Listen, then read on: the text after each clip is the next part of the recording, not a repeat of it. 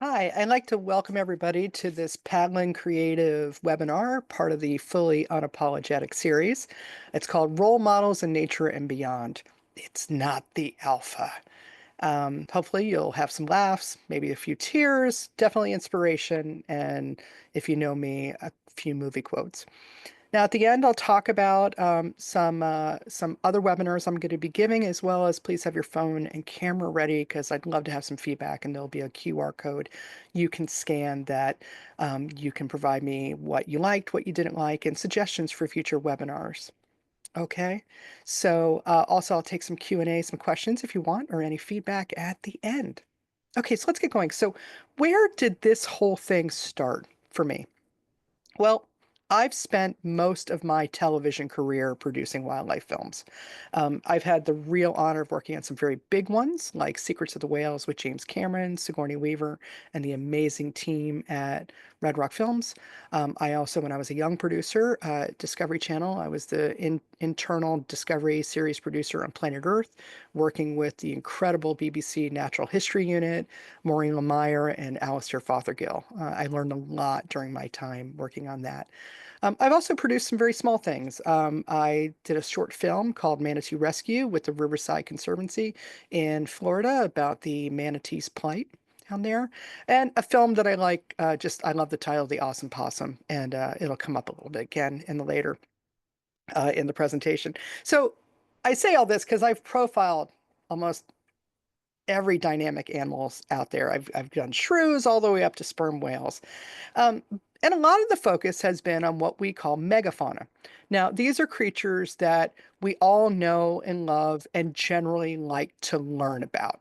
These are creatures you'll see all the time in documentaries. So let's talk about a few of them. Lions. Yeah, I bet you've seen quite a few documentaries about lions and their life on the savannah. Bears, most likely grizzly bears and polar bears. Yes, there's been a lot out there about them.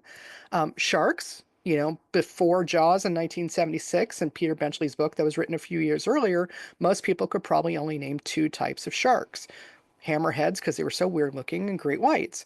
But because of Shark Week and Shark Fest and other things, and I've participated in both of those, we all know a lot about sharks now. And wolves, absolutely. With wolves, it's not only are they part of fairy tales and folklore and whatnot, but here in America, we know all about them in Yellowstone and etc. Other places. So I just want to think about those four animals, and I want to get your thoughts on them. If I asked you to tell me some things about them, what would you say? What are just some adjectives that you would say that identify what they're like? How would you describe them? Ferocious? Sure. Yeah. Yeah, that's one way. Deadly? Yes, most of them. I mean, whale sharks aren't terribly deadly, and nurse sharks don't really care about you, but for the most part, and an Andean bear is not really going to hurt you either. That's Paddington. You're going to be fine. But yeah, dangerous? Absolutely. But really, for us humans, a lot of times it's just we've gotten in their space. We've kind of stuck our head into their home and surprised them, and they react just like we would react if somebody stuck their head into our home. Um, Predatory. Yes, all the ones I mentioned there are predators. And predators in particular are used a lot in kind of motivational posters and phrases and adages and whatnot. The Wolf of Wall Street. Um, they're a shark in the conference room. Um, they take it on like a bear. They're a lion. They're used in all these ways. And I started thinking about this, and I decided to Google, like what are some motivational phrases around animals? And here are a few that I picked up. A real alpha male will do whatever it takes to achieve his goals, even if it means standing alone. Okay. And then the alpha male does what the other lions fail to do. He reminds himself time and again that he is the alpha and second to none. Now, there's a few things here that don't really connect with me. One is male, and two, stand alone and second to none. Why are these things that are being pushed out there? What is this, you know? And so in part of this, I just want to talk about why this doesn't really speak to me. And I'm going to introduce you to my nemesis. Um, I hate the dishwasher. The dishwasher to me is like a circle of hell because you fill it and then it's clean and you empty it. And then you fill it and it's clean and you empty it. And it never, ever stops. Ever.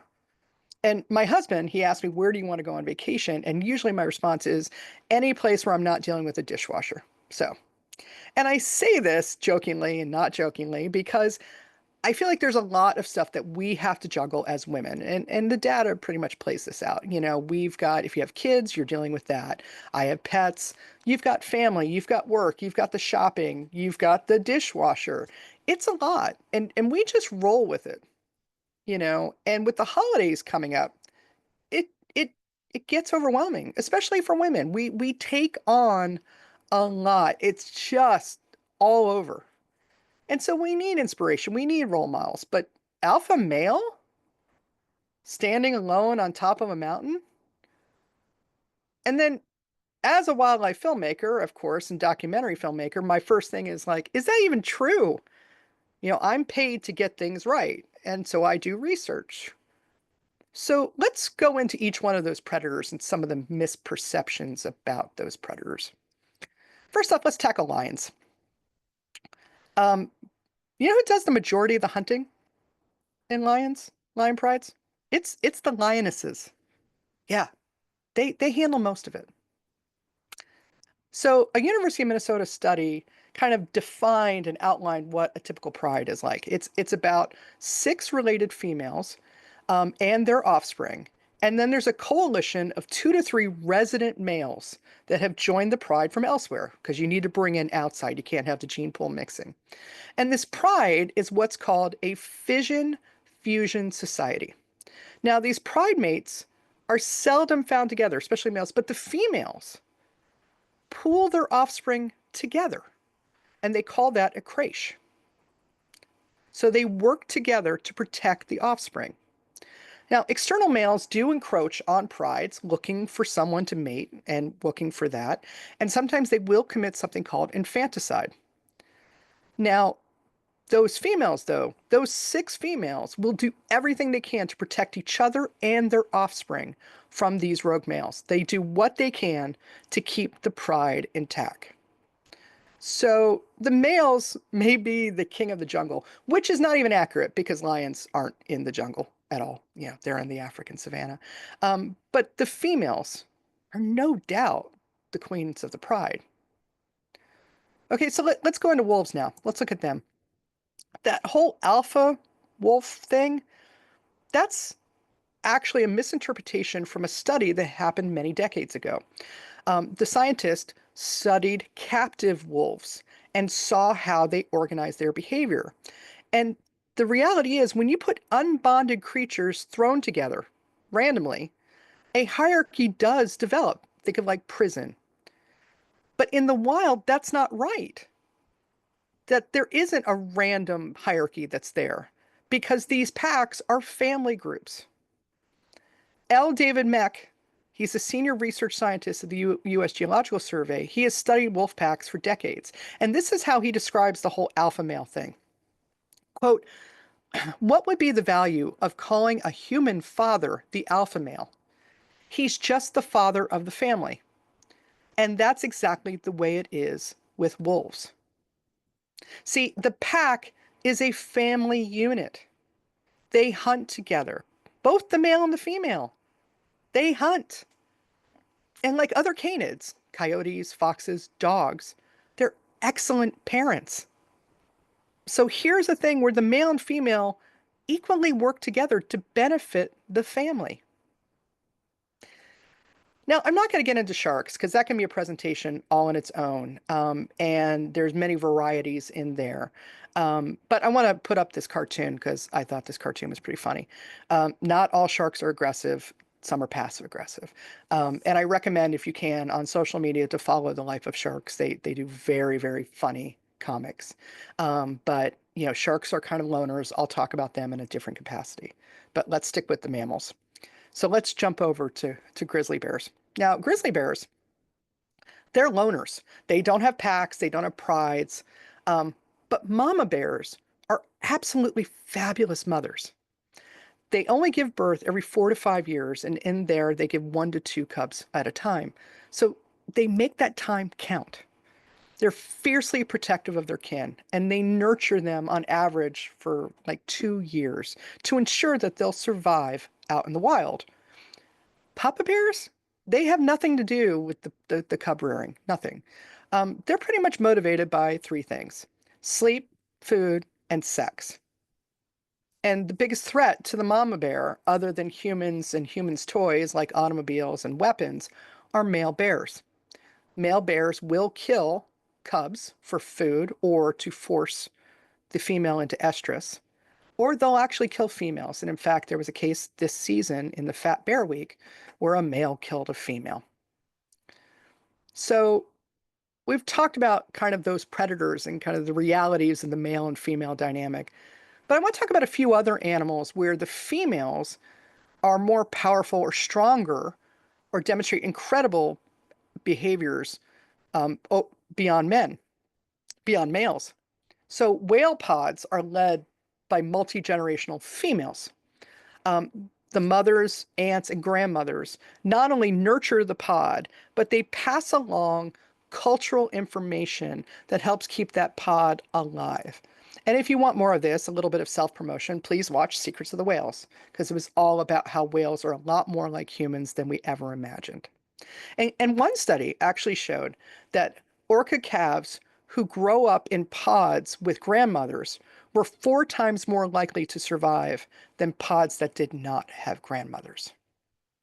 Now, elephants are matriarchal as well. And they're mothers and their aunts that protect the herd. And older females retain knowledge of how to avert disasters like drought and other hazards. So when they talk about an elephant never forgets, this is part of it to help the herd survive and make it to the next generation. Bats, ugh, but bats participate in group parenting.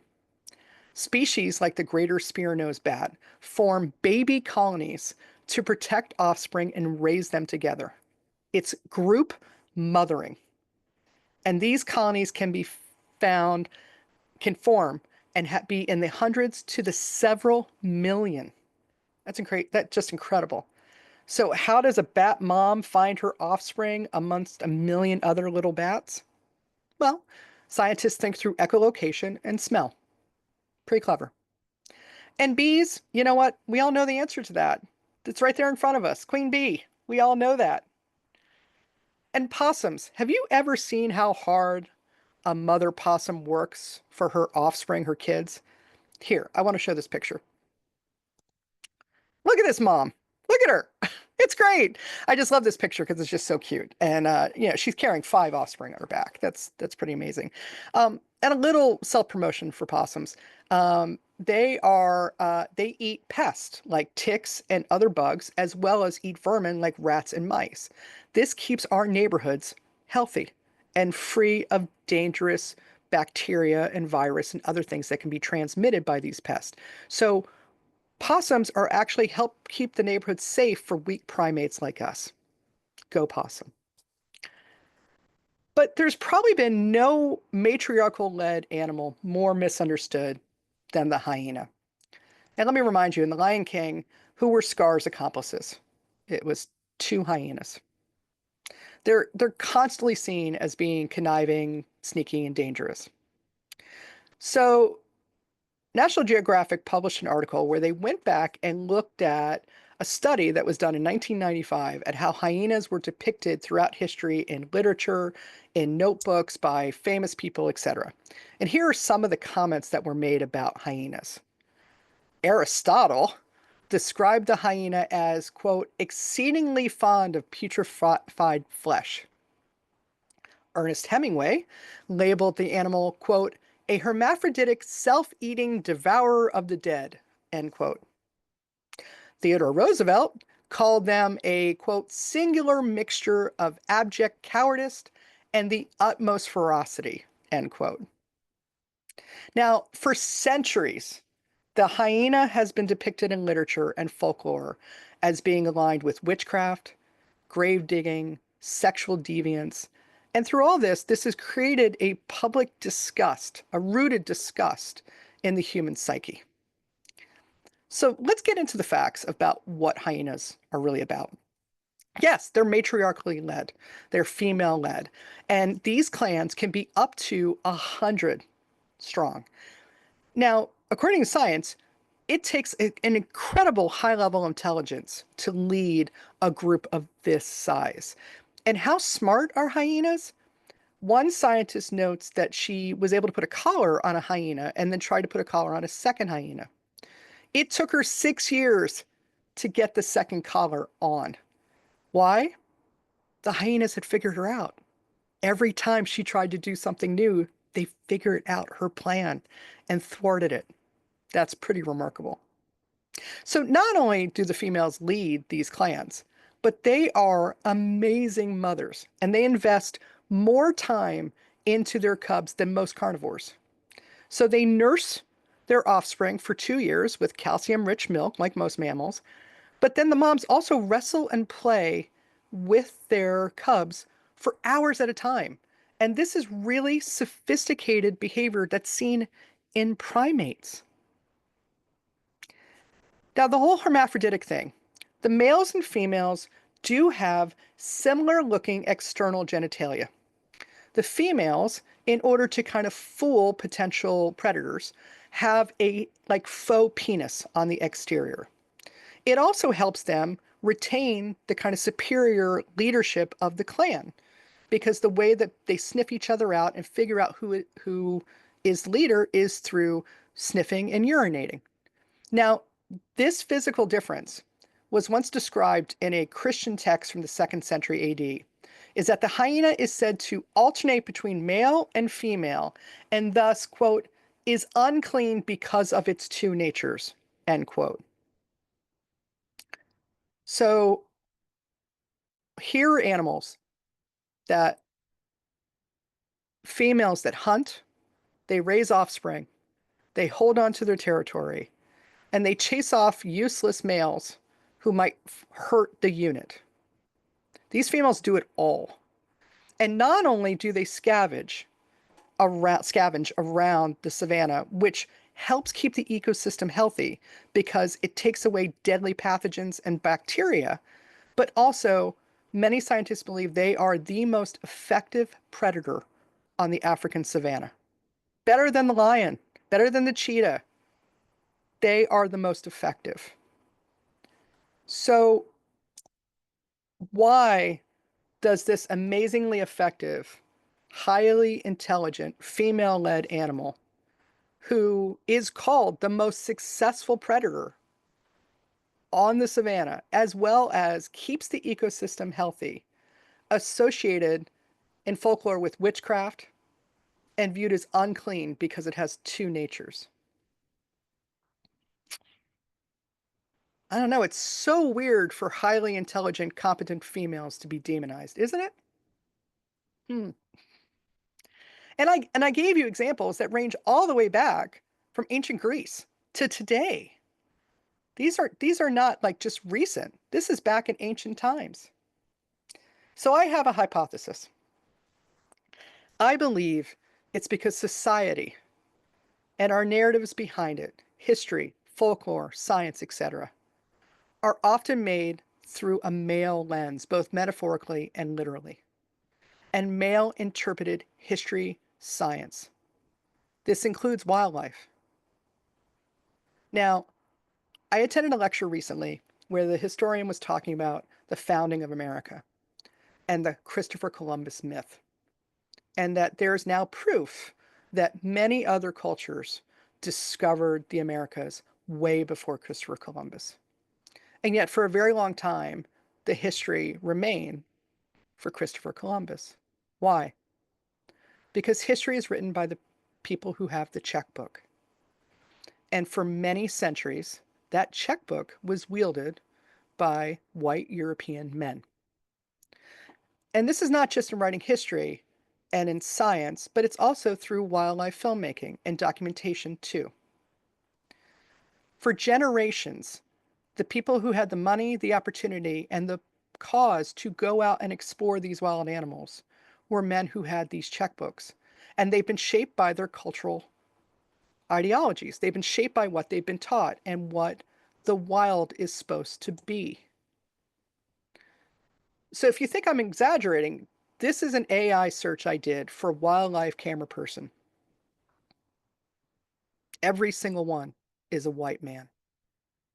And look, men, whether they realize it or not, have been ingrained through stories, through generations, through Teddy Roosevelt, through all these things of what wildlife and what the wild is supposed to be like, what the world is supposed to be like. So I get it. You're out in the wild. You get to see this amazing hunt take place. If the hunt does not succeed, the wolves will die. It's the circle of life. These are real stakes and real moments. And for a camera person to capture this moment, it is a triumph, an absolute triumph. But these are just moments. It's not the whole picture. And if culturally you've been told that this is what the wild is like, you're going to focus on that and perhaps even make role models from that. I don't think you should make role models after moments. Aggression and predation are praised. Phrases like alpha males pop up all over when they're not even accurate. Predation doesn't happen every moment. There's more nurturing and caring for the pack than there is hunting. And as we've learned about lions, the lionesses lead the hunt. And there's no such thing as the alpha male. What mostly happens that allows these creatures to thrive is child rearing, pack and clan unity. And these are things that are largely led by the females. And for the hyena, who challenges every stereotype of masculine strength and fierceness in the wild, is arguably one of the best role models on the planet. So I want to counter a thought and idea that goes around that females' only role is to procreate and provide offspring. I've already shown you of examples in nature where that is not their only job. They do a lot more. But still, that persists. So what does that mean after childbearing years? We just get tossed away? So I want to talk about menopause and higher intelligence and the science behind it. Here's a clip of Dr. Roy Casagrande of the Austin School, and he's talking about nature and masculinity. Our species, another piece about our species that's really strange, is we're one of 3 species that have menopause. So that's the power of women. They can produce life. It's an unbelievable power. It's the most amazing power imaginable. So not only have we evolved menopause, but we've evolved women to live longer. So basically, the 3 big brain animals on the planet, the females go off reproduction, they go offline, and the last quarter of their life, they're grandmas. We've evolved grandmas. Now, there's no reason on Earth to evolve grandmas unless females provide something that transcends the ability to create life. And when you think about it, what could be more powerful than creating life? That you would take women offline for the last part of their life, the last quarter century for a human lifespan. And whatever it is, nature is like, yeah, men don't need to live as long. We'll give them 90% the life expectancy. Isn't that crazy? Here's the answer. You ready? I'm giving you long enough to think about it. Education. Our species, killer whales and elephants, rely on information to survive. And the way you can pass on that is you have to have educators. What happens by the time you're 45? Well, you've experienced a lot of the world. You have a lot of information. You have a lot of wisdom. Childbirth is dangerous. There's a high probability you will die every time you give birth. If I can take you offline, I protect that wisdom and knowledge and then give you the opportunity now to pass it on to your grandchildren.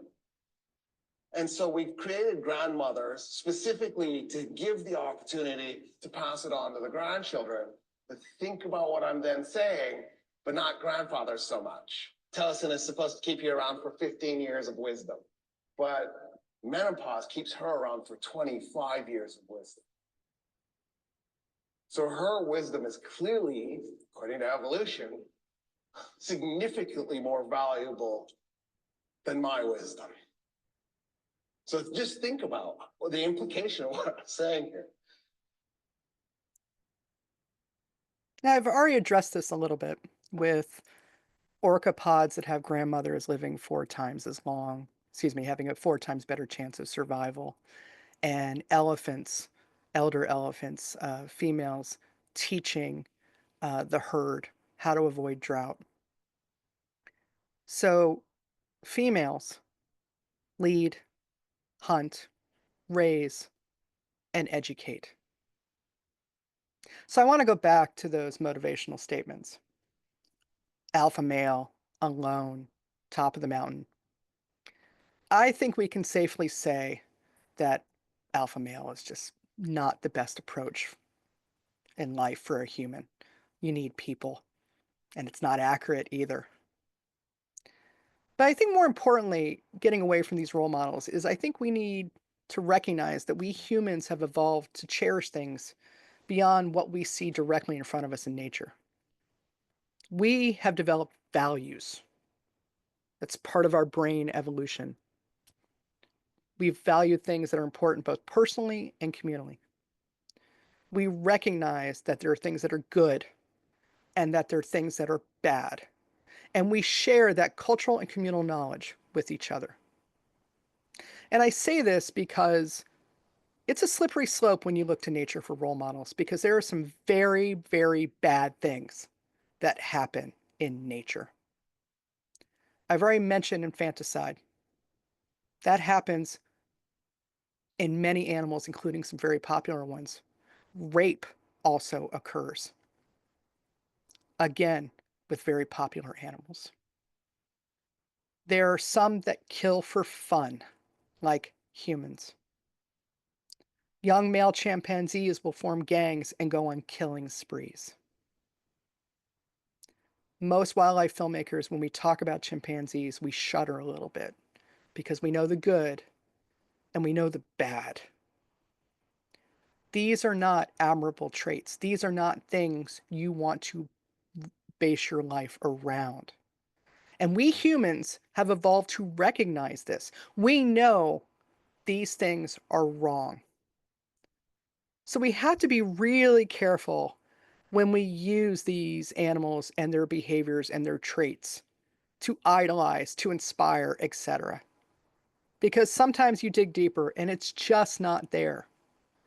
We have evolved beyond that to recognize beyond what nature sometimes truly is. But if we're going to find role models in nature, then let's get it right. Nature has evolved in higher intelligent animals for the females to be the leaders. It means supporting the pack or the clan or the herd, not being alone. It means not only raising children, but also educating future generations to ensure that the species survives. And it means thinking of the group over thinking of the one. Like whales and lionesses and grizzly bear moms, and certainly hyenas. It means pulling together so everyone succeeds. So if you're feeling run down and worn out this holiday season, or just in general, and want to think about some positive role models, be a mama bear, be a grandmother orca. Go ahead, be a hyena, because they're fantastic. So I want to thank you for joining this webinar. I'll have some questions, take your questions in a little bit. Just tell you a little bit about my company, PADLIN Creative. We offer workshops on creative problem solutions as well as community team building. I'm a creative consultant for various television production companies as well as other creative companies. I do show development still in nonfiction television, and as you're seeing from this webinar, I do public speaking. Now, I have some future webinars coming up. Most are dealing around television. First one is how to sell yourself like a TV show. All the elements that make a great TV show are also inside yourself, and so sell yourself like that. Second one is like kind of how to take that nugget of an idea for a documentary and bring it to a full pitch. And then the last one is I kind of talk about how the sausage is made in Animal Documentaries 101. Please join. If you have your camera ready on your phone, you can scan the QR code and that will bring you to my Eventbrite page. And lastly, again, I really appreciate any and all feedback you can bring and give me. Here's a QR code that you can scan that'll bring you to a survey, what you liked, what you'd like to hear more of, what could use some improvement, as well as any suggestions for future webinars. I really appreciate it. Again, I want to thank everybody for joining me. This has been a pleasure, and have a lovely day.